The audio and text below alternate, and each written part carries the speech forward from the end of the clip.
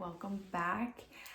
Oh gosh, it's been an eventful week.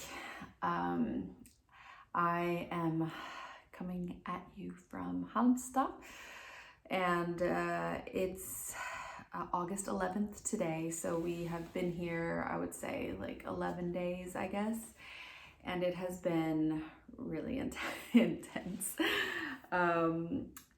Luckily, we had movers and they were able to help a lot. But as many people that have moved a lot know, nothing goes to plan really when you are moving. There's always something that comes up. And unfortunately for us, the truck that they sent us didn't fit all of our stuff, and they made it seem like, well, we can't make 2 trips, and like you're gonna have to store everything in your basement and we'll have to come again another day. And I'm like, we have to be out of this apartment by 12. Like, the cleaners are coming, because here in Sweden, after you move out, you have to actually clean your apartment, and that was not something we were gonna take time to do. So we hired the same company that was moving us to also do the cleaning. So they were needing to have the apartment empty, and the new people that were moving in were coming at 1, and we had to be out by 12. So it was incredibly stressful. We had to go rent a moving truck and do it all ourselves. I had to drive to Halmstad to pick up the keys for the new apartment and let the movers in. And so my mom and my husband had to go rent this other truck, load everything in, and then drive up. So it was just insanely crazy. And I'm trying to now get some type of refund. Otherwise, I'm going to be, I'm just really disappointed in the moving company and just how they handled it all. When we told them before, hey, we have actually a deadline and a timeline. And so so that was the move. Very intense, being 33 weeks pregnant and having all that stress. It was very, very hard, but we got through it. And now this place is starting to feel like home. We have things started to build up, and I'm not going to show anything today because there's still so much left to do. Not really a lot of stuff, just a lot of organizing.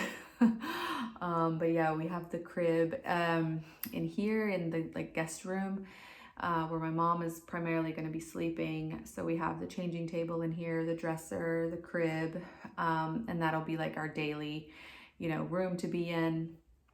It is in here. And then me and the baby will be co-sleeping, of course, in the master bedroom, which is actually the living room, but I made it a master bedroom. I'm like, this is our room, me and my baby's room.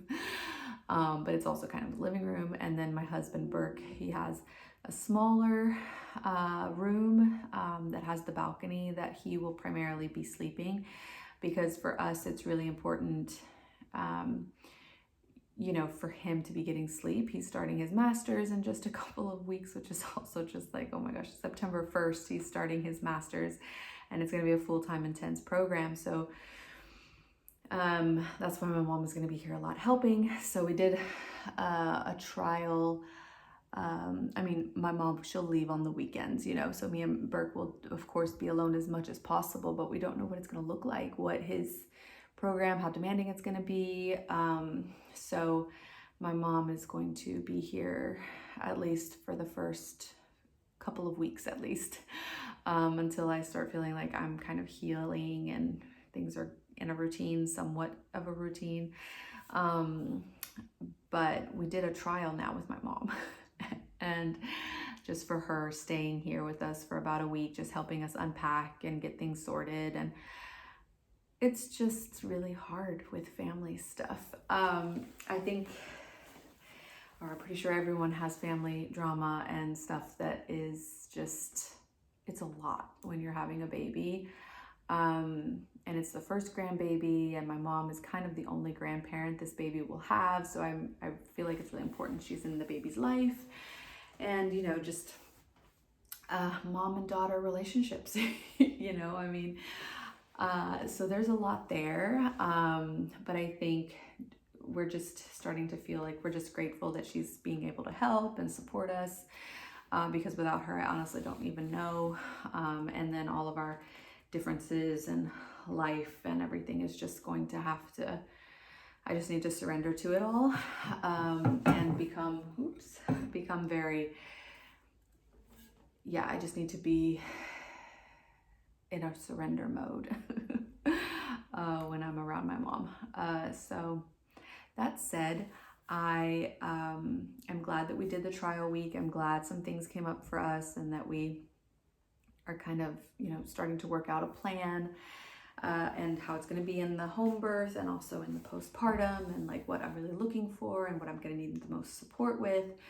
So that's been really helpful, even though it's been a lot emotionally and triggering, and just it's been a lot. Sleep we ordered a new bed for the master bedroom, and it's pretty much like a king size bed, and it's sleep has just been awful.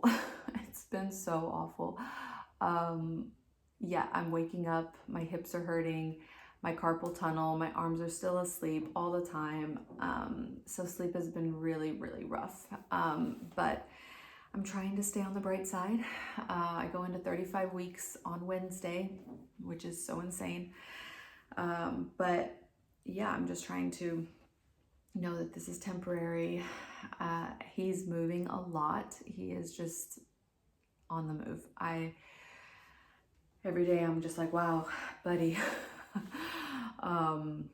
Dang, he has the hiccups still 3 to 4 times a day. I haven't really, Burke has been to the gym, a few times since we moved here, since we have the gym also really, really close to us, which is super convenient.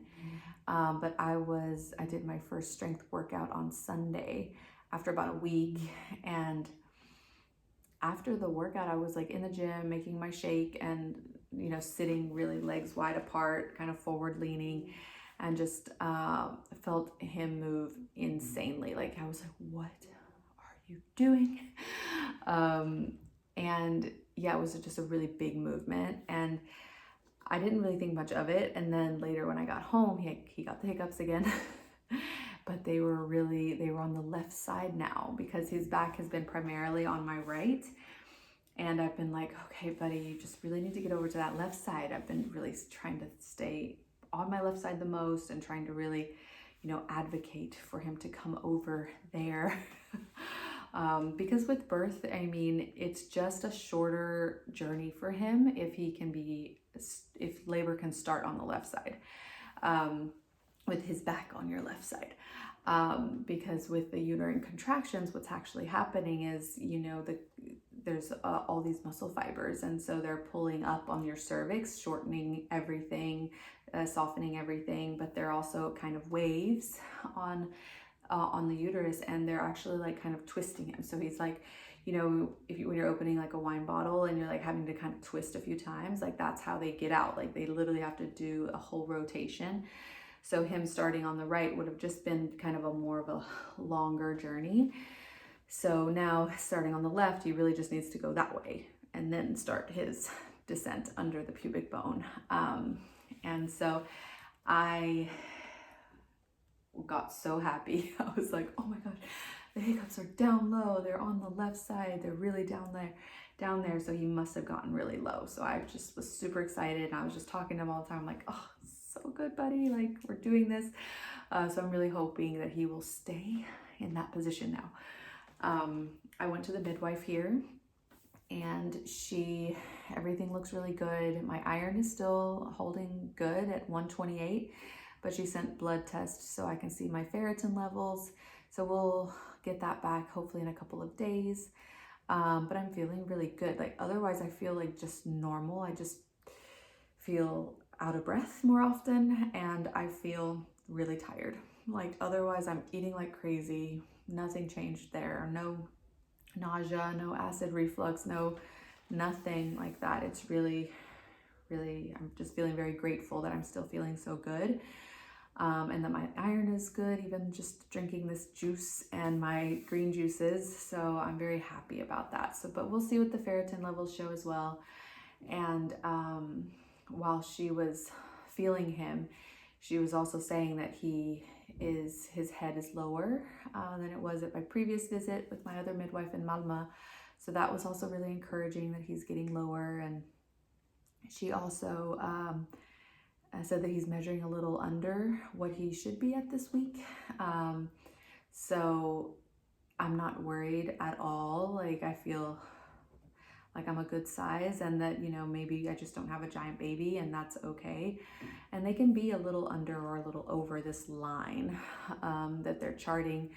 But I'm going back in about 2 weeks to just double check that his growth and everything. And if he's still not growing in accordance to their lines, then I might have a growth ultrasound.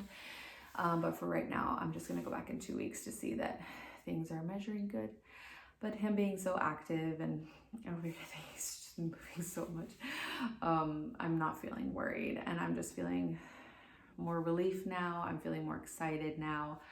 I have my birth tub for the birth, and I have all the things pretty much now ordered or on their way for the home birth and for postpartum and for that first month at least. Again, we didn't buy a lot. We're not going crazy, just really essentials and, you know, diapers and wipes. And I'm that person that after that first month, I'll probably want to be making my own wipes and want to do cloth diapers, but we'll see how everything is in our life. But for right now, we're just starting with what's needed in the first month, and then we'll buy as we go. So that's pretty much how I've been feeling and how things have been going. And yeah, we're just so excited to meet this little guy. And it's just, and now he's got the hiccups again. Yeah. Right on time, like always around this time. It's like what? It's 5:30 at night. So yeah. But yeah, other than that, I've been walking. I'm trying to find a route that I want to walk when baby gets here. So I'm just trying to, you know, explore Halmstad a little bit when I'm able to. But yeah, still getting in my 8,000 steps a day. Still planning. My husband did a new training program for me. So I did the first one. It's a twice a week program. And so I did the first routine on Sunday, and I'm going to do the next one tomorrow. And as long as I'm feeling good, I'm just going to continue with those 2 to 3 times a week strength training and continue my walks to try and find like the nice walking areas around here that have nature. But it seems like it's a bit far away for us before we like get into the nature part, since we're very central right now. But yeah, that's pretty much all that's been happening. Postpartum prep. I am starting the evening primrose oil and the hand expressing of colostrum at 37 weeks. I may start expressing colostrum at 36 weeks. So I'll see a little bit about how I'm feeling during that. I just don't want to go into preterm labor because if baby and body are ready and you start stimulating and, you know, saying like, I'm ready, you know, things could happen at 36 weeks, and they don't take 36 weeks home birth, so I need to be at least 37 weeks. So I'm kind of like, oh, I might just wait till 37 weeks before I start with anything like that.